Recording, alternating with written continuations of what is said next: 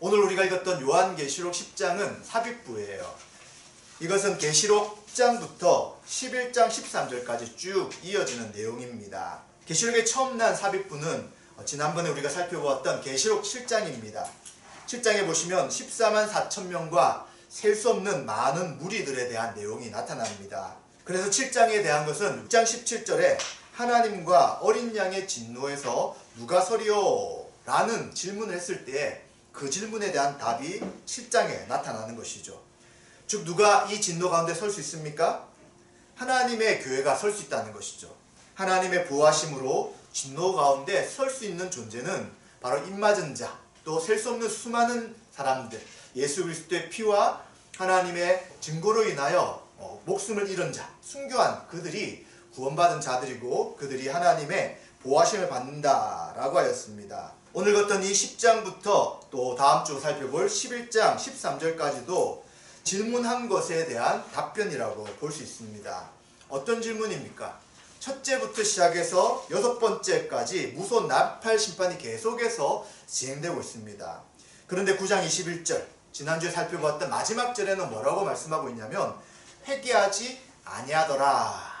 이런 심판 가운데서도 사람들이 회개하지 않고 있다는 것입니다. 그렇기 때문에 이 삽입되어 있는 10장부터 11장 13절까지는 무서운 심판 가운데서도 회개하지 않는 사람들을 하나님은 어떻게 하실까 하는 것에 대한 답변이 10장부터 계속해서 기록되고 있는 것입니다. 그래서 6번째 나팔 심판과 7번째 나팔 심판 사이에 지금 이 본문이 들어가 있는 것이죠. 결론부터 말씀드리면 사람들은 무서운 심판 가운데서도 회개하지 않습니다. 계속 악을 행하고 돌이키고 원망불평을 계속합니다. 그러나 교회의 복음 증거를 통해서 일부의 사람들이 회개하는 것을 성경은 이야기해 주고 있습니다.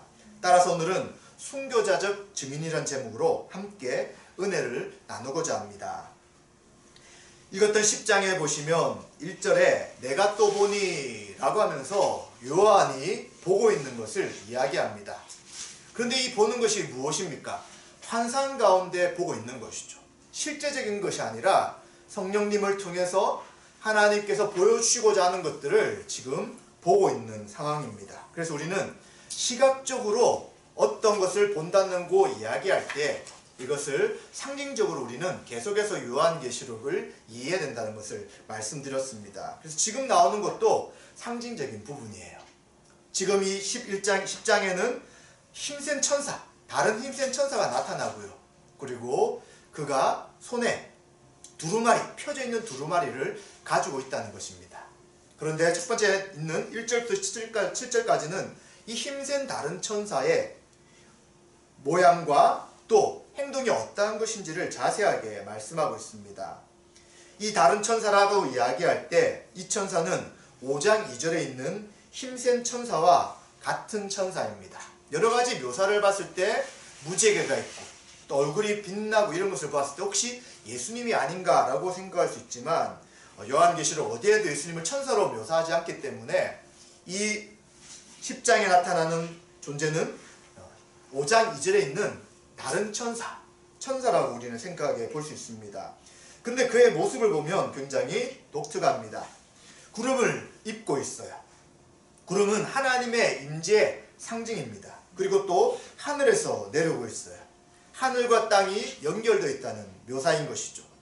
하늘에서 결정된 하나님의 계획과 뜻은 이 땅 가운데 일어나게 되고요. 그리고 하나님의 이러한 하나님의 뜻과 계획들을 이제 이 천사를 통해서 진행해 나갈 것을 보여주는 표현인 것입니다. 그리고 이 무지개의 머리 위에는 무지개가 있습니다. 이 천사의 무지개라고 이야기할 때 구약에도 본 무지개는 하나님의 임재와 권위를 나타내는 표현입니다. 그리고 얼굴은 해 같고요. 또 그 발은 불기둥 같다라고 이야기하면서 하나님의 천사의 이러한 묘사들은 굉장히 영광스러운 모습을 표현해주고 있는 것이죠. 하나님의 임재 가운데 있는 천사, 또 하나님의 능력과 영광을 나타내는 천사의 모습을 가지고 있습니다. 그런데 그가 2절에 보시면 어떤 것을 들고 있고요. 그리고 그의 자세가 또 묘사되고 있습니다. 손에는 펴놓은 작은 두루마리를 들고 있다라고 이야기하죠. 이 두루마리라는 것이 지금으로 말하면 작은 책이에요. 그런데 이 작은 책이 펴져 있습니다. 그런데 5장 6장에 보시면 인심판을 행하실 때에 두루마리가 나타납니다. 이 두루마리를 펼 수 있는 분이 아무도 없었지만 일찍 죽임을 당하시고 부활하신 어린 양이신 예수님만이 이 인을 뗄 수 있다고 말씀을 드렸습니다. 그런데 이 책과는 좀 다른 책이죠. 이 7인이 봉해져 있는 것은 예수님이 그 인을 뗄 때마다 이 세상의 구원과 심판이 행하는 것이고요. 그러나 지금 나타나는 것은 천사가 작은 두루마리를 들고 있고요. 또 뒤에 보시면 요한이 그것을 갖다 먹습니다. 그렇기 때문에 5장 6장에 있는 두루마리 책과는 다른 것임을 우리는 알 수 있습니다. 그런데 이 천사가 오른발은 바다를 밟아요. 또 왼발은 땅을 밟습니다. 근데 이 정도 밟을 수 있는 존재는 세상에 없잖아요. 그렇기 때문에 지금 이 표현은 상징적입니다. 어떤 상징입니까? 천사가 전하는 이 선포, 이 메시지는 땅에 사는 사람들과 그리고 바다를 항해하는 모든 자들, 그래서 전체, 이 세상 전체에 있는 사람들에게 선포하는 메시지인 것을 분명하게 이야기해 주는 것입니다. 그래서 천사는 하나님의 영광을 가지고 이제 이 땅 가운데 모든 세상 사람들에게 하나님의 뜻을 전하기 위해 있는 것이고, 또 그는 오른손에 작은 펴진 책을 하나를 가지고 있습니다. 그런데 이 천사가 사자가 부르짖는 엄청난 소리로 외치게 되니까 또 그 외침을 듣고 7 우레가 소리를 내어 말합니다. 근데 7 우레, 7 천둥, 이것도 상징적이죠. 어떻게 이 우레가 소리를 발할 수 있겠습니까? 그럼 이것은 또 무엇이냐? 바로 사자가 부르짖는 것은 그 대상, 앞에 있는 대상을 어르릉 할 때 그것을 삼키겠다는 거예요. 그래서 이러한 표현은 심판이 곧 임박했다는 것을 말해주고 있는 것입니다. 그리고 7 우레는 하나님의 위엄과 진노가 온전히 나타날 것을 묘사해주고 있는 것이죠. 7개 천둥 소리가 날 정도로 하나님의 그 위엄과 진노가 곧 임할 것을 상징적으로 보여주는 표현이라고 말할 수 있습니다. 그래서 이 7 우레가 말한 것을 이 사도 요한은 기록을 하려고 했습니다. 그런데 또 하늘의 소리가 들리는 것이죠. 이것을 인봉하고 기록하지 말라. 너가 들은 것을 책에 옮기지 말라라고 이야기하고 있습니다. 왜 그렇습니까? 초림과 재림 사이가 종말이죠. 이 종말 가운데 하나님께서 하나님의 선지자를 통해 계시를 쭉 나타내 보여주시는 거예요. 하나님의 뜻이 무엇인지를 보여줍니다. 특히 요한에게 나타난 이 계시들은 최종적인 종말까지 나타날 일들을 다 보여주시는 것이죠.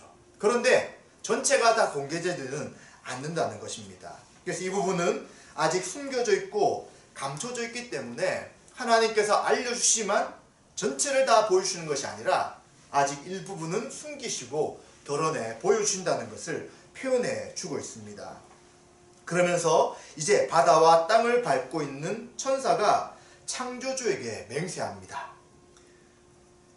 천사는 하늘을 향해서 오른손을 듭니다. 그리고 세세토록 살아계시니, 이 세세토록 살아계신 이에 대한 묘사를 뭐라고 하냐면 하늘과 그 가운데 있는 물건을 창조하신 이, 땅과 그 가운데 있는 물건을 창조하신 이, 바다와 그 가운데 있는 물건을 창조하신 이다 라고 6절에 이야기하는 것이죠. 어떤 이야기입니까? 하늘과 땅과 바다, 이 모든 피조 세계를 창조하신 창조주 하나님 앞에 그가 맹세하고 있는 것이죠. 그러면서 무엇을 이야기하냐면 지체하지 않을 것입니다 라고 하는 거예요. 초림부터 재림까지 이 종말 가운데 있는 하나님의 심판에 대한 메시지, 이제 마지막 7째 나팔을 부르고 할 때 이 하나님의 심판이 결코 지체되지 않을 것을 이야기해 주고 있습니다. 하나님은 모든 만물을 창조하신 분이십니다. 하나님이 만물을 창조하셨다는 것은 또 다르게 이야기한다면 하나님은 모든 만물을 다스리는 분이라는 것이죠. 그래서 이 천사는 이제 이 하나님의 창조가 계속해서 진행되다가 드디어 종말이 이르렀고 이제는 옛 피조 세계가 끝이 나고 새로운 피조 세계가 다시 회복될 때가 드디어 다가왔다 하는 것을 말해주고 있는 것입니다. 하나님의 계획과 뜻이 드디어 성취될 것이고 이제는 지체되지 않는다라고 그는 하나님 앞에 맹세하는 것이죠. 그리고 7절에 하나님의 그 비밀이 이루어질 것이다 라고 이야기합니다. 이미 비밀이라는 단어는 처음 계시록부터 쭉 살펴본 것이었습니다. 무엇이 비밀입니까? 하나님께서 그 선지자 종들에게 선포하신 복음을 비밀이라고 이야기하는 것이죠. 바로 일곱째 나팔이 울릴 때에 이 악한 세상은 끝이 나고 만물이 새롭게 될 것을 이야기하는 것입니다. 그런데 이 만물이 새롭게 된다는 것은 이 세상 전체 없어진다는 표현이 아니에요. 하나님 나라의 통치를 거부하는 세상 질서와 사단과 그들을 따른 자들은 심판받지만 이제 하나님의 온전한 나라가 임하여 그 나라가 하나님의 통치 가운데 다스림받고요. 그 통치를 인정한 자들이 이 땅 가운데 참된 평화를 누리며 살아가는 그 시대가 도래한다는 것을 이야기해 주는 것입니다. 이것을 조금 신약적인 표현으로 다르게 설명해 본다면 예수님이 오시기 전의 상황이 어떻습니까? 하나님의 백성이라고 이야기한 유대인들은 또 나라를 잃었어요. 그들 로마의 지배를 당하고 있습니다. 그리고 그들의 종교 지도자들은 로마와 결탁하고 헤롯과 결탁하여서 하나님 앞에 드릴 제사와 그리고 종교의 모든 제도를 훼손시켜 버렸습니다. 그래서 바리새인들과 일부 유대인들은 이 모든 핍박에서 벗어나고자 봉기를 일으키고요. 그리고 대부분의 그러한 여러 백성들은 고통과 괴로움과 슬픔 가운데 살아가는 것을 보게 됩니다. 그것뿐만 아니죠. 그들은 질병과 고통 가운데 살아가고요. 그리고 마귀는 그들을 붙잡아서 인생이 얼마나 고통스럽고 힘든지를 목격하며 살아가는 것입니다. 하나님 이스라엘 백성에게 약속하신 것은 샬롬이었어요. 평강이었어요. 부족한 것이 없고 가난한 것이 없고 그 땅에서 복된 삶을 살 것을 약속했지만 그러나 실제로 이스라엘 백성들은 그런 삶을 살지 않고 이제 북쪽은 다 없어지고 남쪽 유다 지역만 남아서 그곳에서 힘겨운 삶을 살아가는 것이 하나님 나라 백성, 이스라엘 백성들의 삶이었습니다. 이제 그들에게 예수님이 오셨어요. 회개하라, 천국이 가까웠다 라고 말씀하시면서 하나님 나라가 어떠한 것임을 보여주는 거예요. 이제 잃어버렸던 소망을 이들 다시 회복합니다. 그래, 우리 조상들에게 약속하신 하나님 나라, 성경에서 말씀하신 하나님 나라, 메시아가 올 때 회복케 하시는 이 하나님 나라가 어떠한 것을 이제 그들은 듣고 마음에 희망이 생기는 것입니다. 그것뿐만 아니죠. 악한 귀신에 눌렸던 자들이 회복되는 거예요. 그리고 하나님의 창조의 그 온전한 모습으로 사람들이 새롭게 변화되는 것입니다. 병이 고침받게 되고요. 배고픈 자들이 배불림을 당하고요. 참된 안식이 무엇인지를 경험하는 하나님 나라 예수님을 통해서 이루어지고 있는 것입니다. 그런데 문제는 무엇입니까? 여전히 사단도 있고요. 여전히 인간들은 죽음을 당하게 되고요. 또 여전히 헤롯이라는 자가 로마의 힘을 입어서 유대인들을 박해하는 일들이 계속 이루어지는 것이죠. 예수님이 예루살렘성만 입성하신다면 구약에 있던 이 모든 일이 성취될 것이야 라고 그들은 기대했습니다.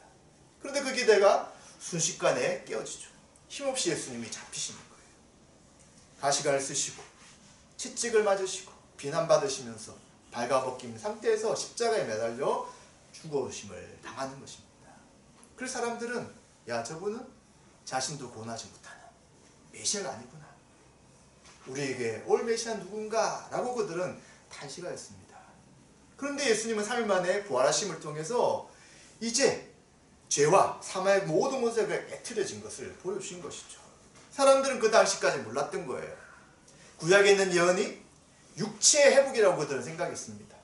배고픔을 없애는 것, 귀신에서 쫓겨나 귀신을 축출하는 것, 그리고 그들이 행복한 삶을 살아가고 병이 고침받는 것, 육체가 해방되는 것이 그들은 자유라고 생각했지만 예수님은 그것이 아니었어요. 더 중요한 것, 하나님과 인간 사이의 가장 본질적인 죄의 문제, 하나님을 떠나 살았던 자들이 하나님과 원수가 되어서 하나님의 진노를 받고 사단의 종이 되어서 인간의 원래 모습을 상실한 상태에서 괴로움 가운데 살아가는 그 죄의 본질을 하나님과의 단절을 해결하기 위해 예수님이 오신 것입니다. 그래서 우리 죄를 위하여 십자가에 죽으시고 부하심을 통하여 이제 그 예수 그리스도를 믿는 자에게 참된 하나님 나라의 샬롬을 주신 것이죠. 이것이 바로 하나님 나라의 비밀이며 복된 것입니다. 그래서 예수 그리스도를 통하여 복음이 선포되고 이제 성령님이 하셔서 그 복음을 믿는 자들에게 하나님의 임재가 있고요. 그리고 교회가 세워지고 이제 그 교회는 이 땅에서 전투하는 교회로 매일매일 믿음의 선한 싸움을 싸우는 것이죠. 그런데 또 누가 있습니까? 여전히 세상에 권력이 있어요. 마귀의 지배를 받는 세상의 문화가 있습니다. 여전히 핍박하고 방해하고 하나님 나라 회복되지 못하도록 하는 세력이 있는데 이제 하나님의 계획은 이 악한 자들을 최종적으로 심판하시겠다는 것을 보여주고 있는 것이죠. 더 이상 하나님을 대적한 악한 세상은 이 땅에 있을 수가 없습니다. 그들의 왕인 마귀와 귀신들도 더 이상 교회를 박해할 수 없습니다. 어떤 누구도 하나님의 뜻과 계획을 해방할 수 없는 그때가 이제 드디어 임할 것이다 라고 이 천사는 선언하고 있는 것이죠. 그래서 우리는 이러한 천사의 음성들 그리고 또 비밀이 감춰져 있는 것들이 이제 하나씩 하나씩 드러나게 되고요. 그러나 완전하진 않지만 우리는 이 계시록 말씀을 통하여 또 구약의 여러 예언들을 통해 이제 주님이 재림하셔서 이 하나님 나라가 온전하게 될 것에 대한 소망을 가지며 우리는 지금도 믿음의 삶을 살아가고 있는 것입니다. 이제 이러한 하나님의 그 비밀이 이제 완성될 것이고 성취될 것에 대한 천사의 이야기가 있은 후에 8절과 11절에 보시면 이제 그 천사가 가지고 있던 작은 두루마리를 사도 요한이 먹게 되는 말씀이 기록되고 있습니다. 하늘에서 내게 들리던 음성이 이제 요한에게 또 이야기합니다. 천사의 손에 펴놓은 두루마리를 가지라 라는 음성을 듣게 되는 것이죠. 그런데 천사는 또 무엇을 이야기하냐면 이 작은 두루마리를 갖다 먹으면 먹어라 라고 하면서 9절에 보시면 내 배는 쓰나 내 배는 꿀같이 달 것이다 라고 이야기를 하고 있습니다. 책을 먹는데 꿀같이 단데 배에 들어가니까 왜 쓸까? 수수께끼 같죠. 그런데 실제로 요한이 이제 천사에게서 받아서 그 두루마리를 먹었더니 책을 먹었더니 정말 꿀같이 달았어요. 그런데 자기 뱃속으로 들어가니까 굉장히 쓰게 되었다는 것을 이야기해 주고 있습니다. 두루마리를 먹으라는 것은 구약에 있는 말씀과 연결되는 말씀입니다. 에스겔서 2장 8절과 3절에 보시면 하나님께로부터 받은 두루마리를 먹으라 라는 명령이 기록되고 있습니다. 또 예레미야 15장 16절에도 내가 주의 말씀을 얻어먹었사오니 주의 말씀은 내게 기쁨과 내 마음의 즐거움이라 라고 하면서 이 두루마리를 상징하는 하나님 말씀이라는 것이 받아 먹을 때는 기쁨과 즐거움이 된다고 이야기합니다. 또 에스겔서 3장 3절에 보시면 내 입에서 달기가 꿀 같더라 라는 말씀을 통해서 선지자들에게 말씀을 주실 때 이 말씀을 받을 때 이 말씀은 굉장히 달다는 것을 이야기하는 것입니다. 그래서 시편에서도 주의 말씀이 꿀같이 달다, 꿀송이보다 달다, 포도송이보다 달다 이런 말씀을 하는 것처럼 하나님 말씀을 대할 때 그 말씀을 사모하는 성도들에게는 말씀이 꿀처럼 달 수밖에 없는 것이죠. 그런데 왜 이 먹었던 책이, 먹었던 말씀이 왜 배에서는 쓰게 될까요? 이것은 바로 두루마리를 먹는 것은 그 예언사역을 이야기하는데 먹은 다음에 그가 예언을 해야 되는 거예요. 근데 이 예언에 대한 내용이 무엇인가를 우리가 생각해 본다면 이 예언의 말씀은 심판에 대한 말씀이라는 것입니다. 예레미야도 마찬가지고요. 에스겔도 마찬가지고요. 그 받은 두루마리가 무엇이냐면 애가와 애곡과 재앙의 말이다 라고 말씀하는 거예요. 예레미야 선지자, 에스겔 선지자도 이스라엘 백성의 멸망을 선포하였습니다. 하나님 말씀을 떠나서 이젠 이방인들에게 짓밟히고 그들이 하나님의 심판을 받을 것이다 라는 말씀을 전해야 되는 것입니다. 그렇기 때문에 이것이 얼마나 고통스럽겠습니까? 하나님의 백성인 이스라엘 백성, 자기의 민족이 이방인에게 멸망당한다는 예언을 하게 되는데 누가 기쁨으로 이러한 예언을 하겠습니까? 그래서 예레미야의 별명이 뭐냐면 눈물의 선지자예요. 그는 이런 하나님의 말씀을 전할 때마다 배신자라고 낙인 찍혔습니다. 그 당시 정치 지도자들은 애국과 손을 잡고 이 적국을 물리치려고 했어요. 그런데 하나님은 그러지 말라는 거예요. 너희들은 포로로 잡혀야 할 것이다 라고 말을 하니까 사람들은 예레미야를 싫어하고 예레미야가 하나님의 뜻을 받아서 말하는 것이 아니라 거짓 선지자라고 생각했습니다.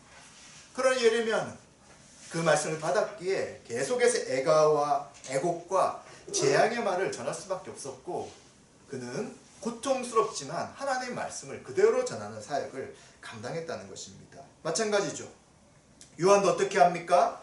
많은 백성과 나라와 방언과 임금에게 다시 예언해야 된다고 이야기하는 것입니다. 어떤 말씀입니까? 요한계시록의 말씀이잖아요. 하나님은 살아계시고 하나님 믿는 자들을 구원하실 것이지만 로마와 이 세상 제국들은 하나님의 심판을 받을 것이다. 하나님의 진노 가운데 있을 것이다. 지금 여러분들이 고난과 고통이 있을지라도 인내하시고 믿음의 삶을 지켜가십시오 라는 말씀을 전할 때에 당연히 그는 핍박을 받게 될 것이고요. 로마 당국에게 잡힐 것이고요. 그의 목숨은 위태위태할 것입니다. 그러나 이 말을 숨기거나 감추는 것이 아니라 받은 그 말씀을 그대로 전해야 되기 때문에 이 말씀을 받을 때는 기쁠지라도 달지라도 그것을 선포할 때는 애곡을 하게 되고 고통스럽고 슬프고 그리고 아플 수밖에 없다는 것을 우리는 기억하게 되는 것입니다. 자, 그러면 우리는 좀 더 생각해 볼 때 그렇다면 이 요한만 말씀이 달고 전할 때 힘들었는가 할 때 그러지 않다는 거예요. 우리는 예수님 오실 때 예수님의 길을 준비했던 세례 요한이라는 선지자를 알고 있습니다. 그는 세례를 베풀었기 때문에 요한의 앞에 세례 요한이라는 이름을 붙이게 되는데 마태복음 3장 7절과 12절에 보시면 세례 요한이 세례를 베풀 때에 바리새인과 사두개인들이 많이 그에게 찾아옵니다. 그러니까 이 세례 요한이 뭐라고 이야기하냐면 독사의 자식들아 라고 이야기합니다. 이 사두개인은 종교 지도자들이에요. 바리새인은 그 당시 가장 하나님 말씀을 잘 따르고 지킨다는 사람들입니다. 그리고 백성들에게 칭찬받는 사람들이었어요. 그런데 이 지도자들급에 있는 사람도 왔는데 세례 요한은 그들에게 독사의 자식들이라고 욕을 하는 것이죠. 누가 너희를 가르쳐 임박한 진노를 피하라 하더냐? 누가 너희들에게 진노를 피하도록 이야기하느냐라고 하면서 그들을 책망합니다. 그러면서 회개에 합당한 열매를 맺고 속으로 아브라함이 우리 조상이라고 생각하지 말라라고 이야기합니다. 더 나아가서 이 돌들로도 하나님께서는 아브라함의 자손이 되게 하실 것이다 라고 하면서 너희들이 스스로 구원받았다. 하나님 백성이라고 생각하는 것이 쓸모없다고 이야기하죠. 더 나아가 이미 도끼가 나무 뿌리에 놓였으니 좋은 열매를 맺지 않는 나무마다 찍혀 불에 던져지리라 라는 굉장히 도전적이고 그리고 날카로운 말씀을 하고 있는 것입니다. 이런 이야기를 들었을 때 누가 좋아하겠습니까? 그리고 세례 요한은 계속해서 하나님의 뜻을 가지고 직언을 하게 됩니다. 어디까지 직언을 하게 되냐면 헤롯이라는 왕이 이제 그의 동생이 빌립이라는 동생이 있는데 그 동생의 아내를 취해서 결혼을 또 해버려요. 그랬더니 이 세례 요한은 그 왕에게 그 결혼은 잘못된 것입니다 라고 직언을 해버렸어요. 그래서 요한이 또 옥에 갇히게 됩니다. 근데 요한은 이렇게 옥에 갇혀 있는 동안 헤롯의 생일잔치가 벌어져가지고 헤로디아의 딸이 춤을 춥니다. 이 헤롯이 술에 취해서 너무 즐거워가지고 야, 너가 나한테 요구하면 이 땅의 반이라도 줄 것이다 라고 하면서 원하는 것을 요구해라 라고 했을 때 이 딸도 굉장히 사악하였습니다. 엄마 헤로디아에게 가가지고 어떤 것을 구할까요? 라고 했더니 자신과 헤롯의 결혼을 반대했던 이 세례 요한의 목을 달라고 요청하라 라고 이야기하여 이 세례 요한은 목숨을 잃게 되는 그러한 사건을 보게 됩니다. 마가복음 6장 26절에는 그 왕의 마음을 어떻게 표현하고 있냐면 왕이 심히 근심하나 자기가 맹세한 것과 그 많은 자들로 인하여 그 앉은 자들로 인하여 그를 거절할 수 없는지라 라고 말하면서 요한이 계속해서 직언을 했지만 세례 요한은 이 사람이 옳다는 것을 어느 정도 알고 있었어요. 그렇지만 그는 이미 말을 했고, 그리고 사람들이 자기의 말을 어떻게 행할지를 보기 때문에 결국은 세례 요한이 이러한 죽음으로 삶을 마무리하는 것을 보게 됩니다. 하나님의 뜻을 그대로 전하기에 힘썼던 세례 요한의 마지막 삶이 순교였던 것을 우리는 보게 되는 것이죠. 근데 그것뿐만 아닙니다. 이미 예수님도 마찬가지죠. 예수님이 마태복음 23장 37절 39절에 보시면 예루살렘에 대해서 예언하는 부분이 나옵니다. 뭐라고 예언하시냐면 예루살렘아 예루살렘아 선지자들을 죽이고 내게 파송된 자들을 돌로 치는 자여 암탉이 그 새끼를 날개 아래 모음같이 내가 내 자녀를 모으려 한 일이 몇 번이더냐 그러나 너희가 원하지 아니하였도다 라고 이야기하면서 보라 너희 집이 황폐하여 버려진 바 되리라 내가 너희에게 이르노니 이제부터 너희는 찬송하리로다 주의 이름으로 오시는 이유 할 때까지 나를 보지 못하리라 라는 말씀을 하십니다.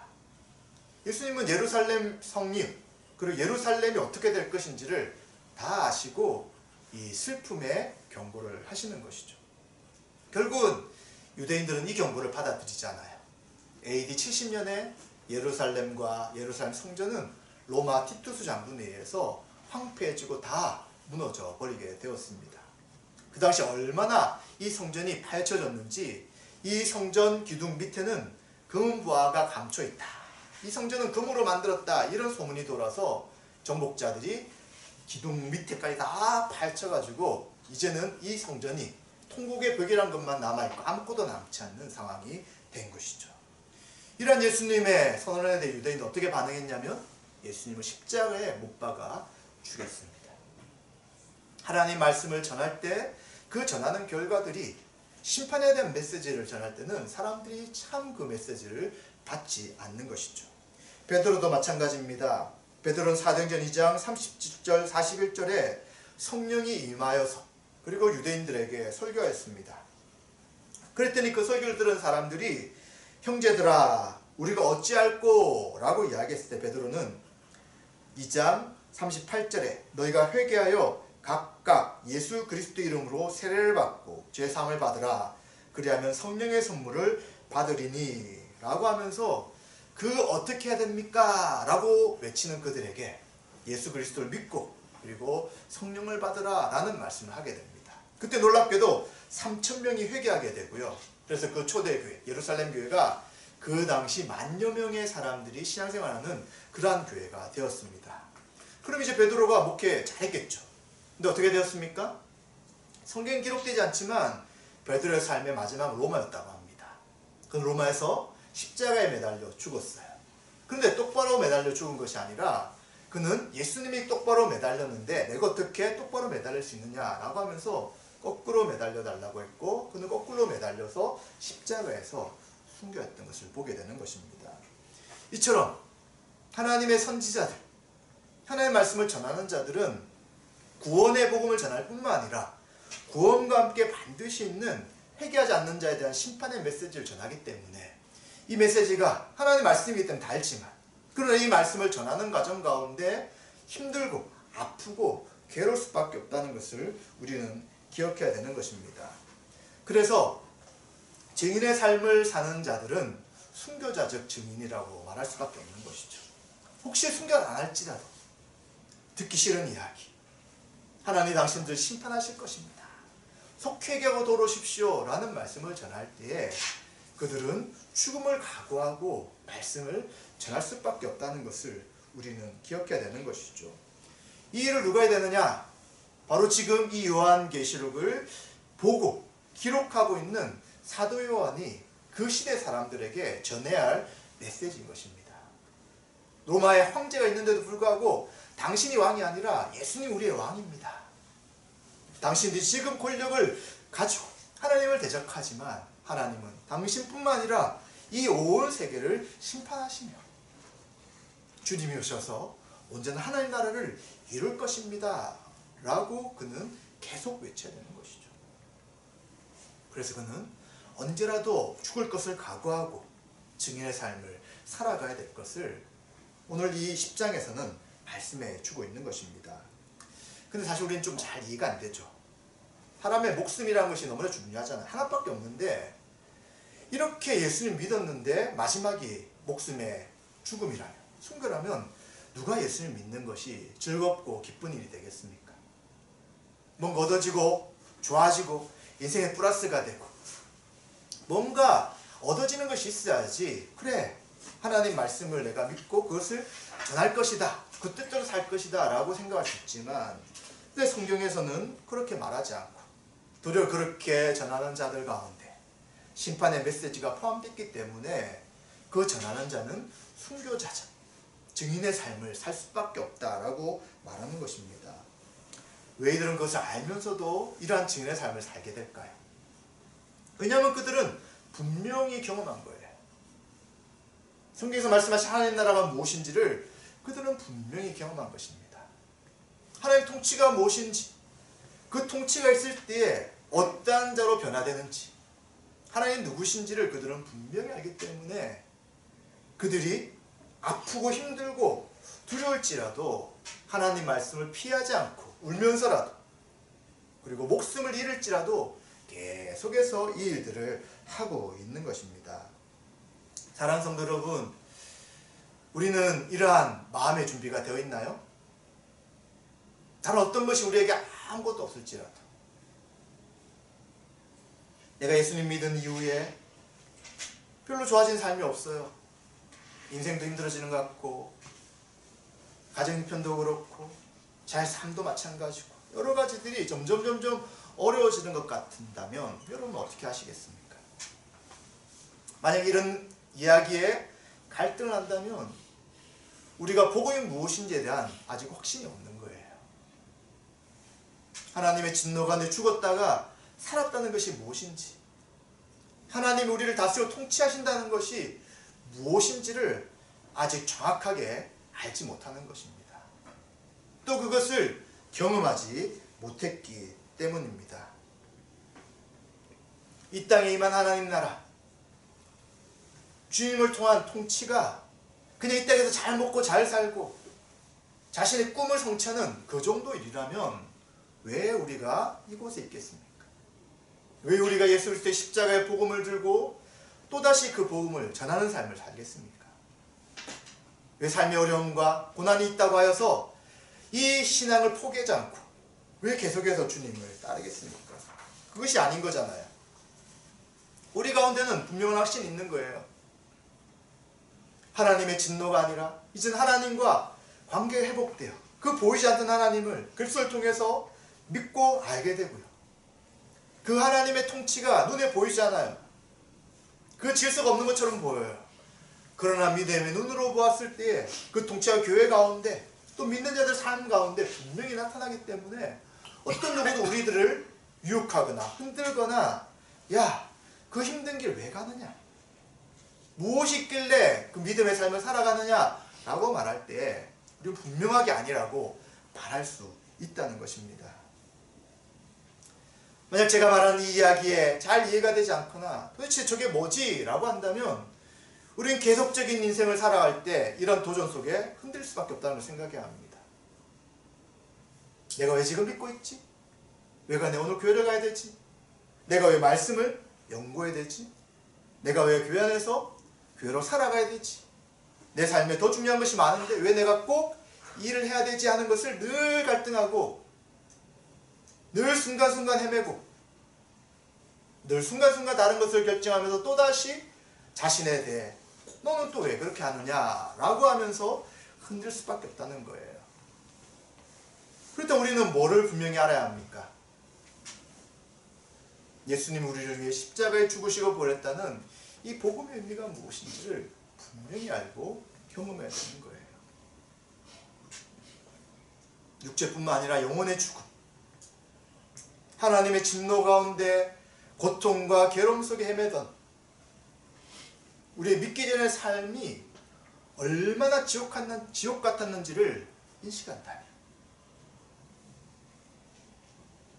그때 비록 경제적으로 자기 어떤 삶의 위치 또 여러 가지 주변의 환경들이 좋았을지라도 그 인생이 괴롭고 슬프고 고통이 가득했다면 이제 우리는 주님으로 인하여 이 땅의 삶이 별로 나아지지 않을지라도 어떤 누구도 빼앗을 수 없는 참된 평강, 하나님이 우리 아버지시고 그 아버지를 의지하며 살아가는 것이 이 세상의 온전한 질서인 것들을 발견했다면 이제 우리는 더 이상 흔들리지 않을 수 있다는 것입니다.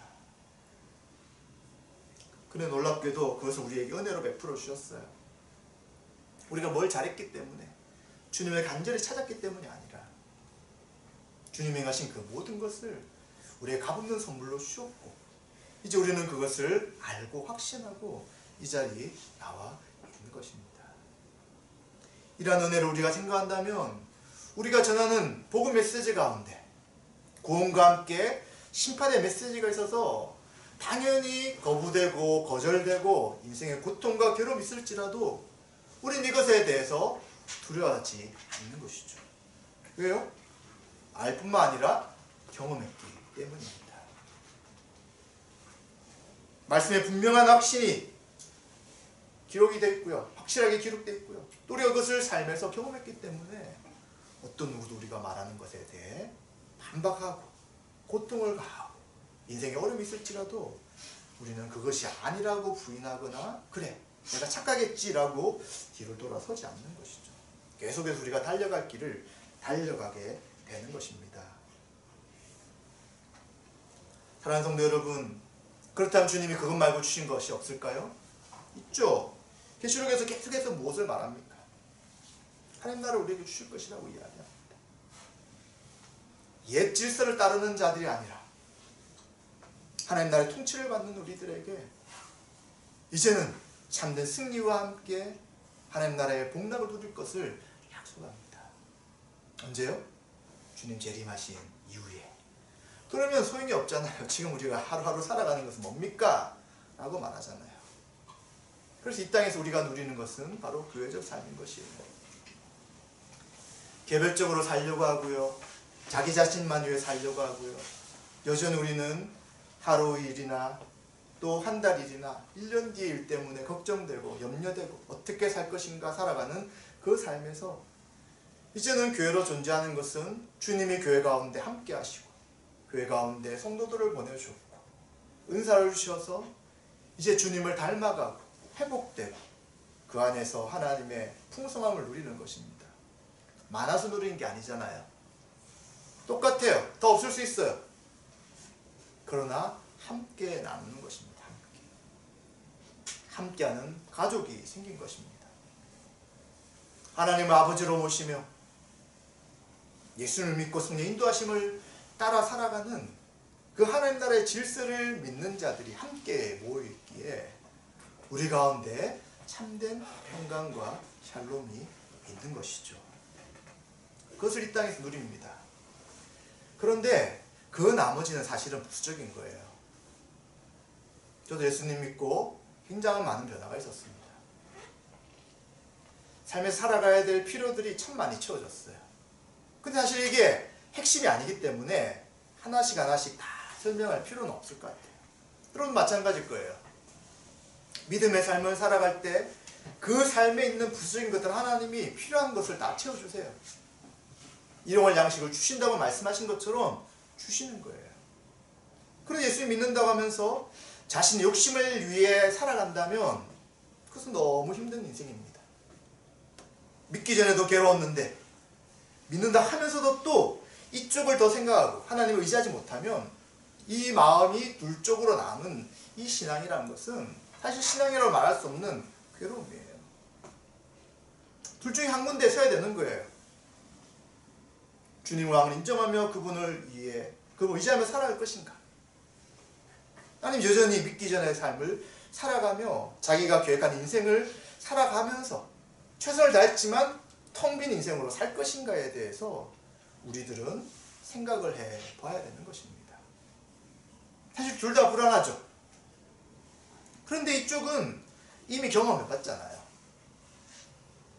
주님 모를 때 그 인생을 우리가 살아봤잖아요. 우리에게 주어진 것이 뭐가 있습니까? 어떤 것이 야 예수 믿기 전에 이것이 너무 좋았다 라고 말할 수 있는 것이 도대체 무엇이 있습니까?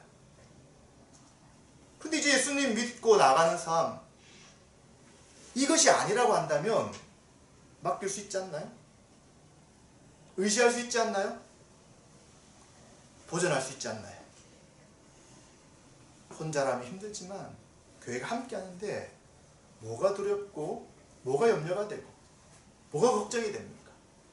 우리는 오늘 이 말씀을 들으면서 야, 순교자적 증인 싫다, 힘들다. 예수 믿고 복 받으려고 신앙생활하지, 힘들고 어렵고 순교하려고 신앙생활하는 것이 아니지 라는 생각을 하지 마시고, 예수님 믿는 믿음의 삶이 우리에게 주어질 때 어떤 은혜가 있는지를 말씀에서 말씀하시는 걸 좀 기억하시면 좋겠습니다.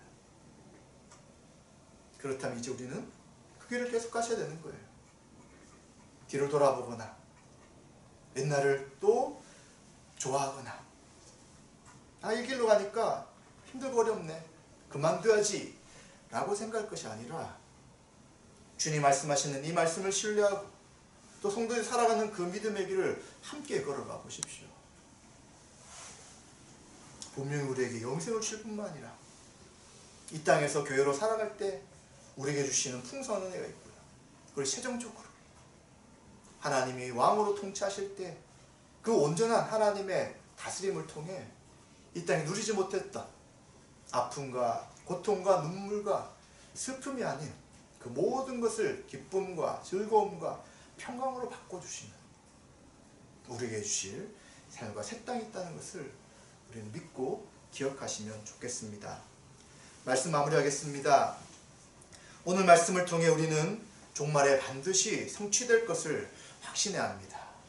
하나님의 구원의 선포의 말씀과 그리고 심판의 말씀은 반드시 이루어집니다. 언젠지 모르지만 예수님 재림하실 때까지 반드시 성취가 되는 것입니다. 그리고 이 복음의 말씀에는 회개한 자에게는 구원이지만 이 말씀을 거부한 자들에게는 반드시 심판이 있을 것이라는 경고도 포함되어 있는 것입니다. 우리 성도님들은 감사하게도 그 복음을 들었을 때 믿음을 하나님께 주셨고요. 또 회개하게 하셨고요. 죄악된 삶을 버리고 하나님의 백성의 삶으로 돌아서게 하셨습니다. 그리고 이러한 삶을 살아갈 때 결정적인 역할을 하는 사람이 있었어요. 바로 이 복음을 전했던 그 한 사람이 있었어요. 또 어쩌면 두세 사람이 여러분 주위에 있었습니다. 천사가 나타나서 여러분들에게 예수 믿으라고 전하지 않았어요. 바로 우리와 같은 그 한 사람 한 사람이 우리에게 복음이 무엇인지, 믿음의 삶이 무엇인지를 전하였습니다. 마찬가지입니다. 하나님은 지금도 순교자적인 증인의 삶을 통해서 구원받은 사람을 구원케 하고 계십니다. 에스겔서 18장 32절에 보면 죽을 자가 죽는 것도 내가 기뻐하지 아니하노니 너희는 스스로 돌이키고 살지니라 라고 말씀하십니다. 심판에 대한 말씀이 나오니까 하나님은 참 자신이 만든 피조물을 심판하기를 즐거워하시는 분이네? 절대 아닙니다. 슬퍼하세요. 순교자적 증인들인 우리 교회에게 또 우리들에게 힘들고 아프지만 말씀을, 복의 말씀과 경고의 말씀을 전하라고 하시고 한 사람이라도 도르기를 원하는 것이 우리 하나님 아버지의 마음입니다. 우리 성도는 내가 구원받은 것뿐 아니라 아직도 구원받지 못한 자들에게 대한 빚진 마음을 가진 사람이라고 성경은 말씀하고 있습니다. 우리에게 순교자적 증인의 삶을 살도록 은혜를 베풀어 주시며 분명한 복음의 선포와 함께 우리 삶 가운데 주님의 평강이 나타나 구원의 도구로 사용되시는 은혜가 있으시기를 주님의 이름으로 축원드립니다.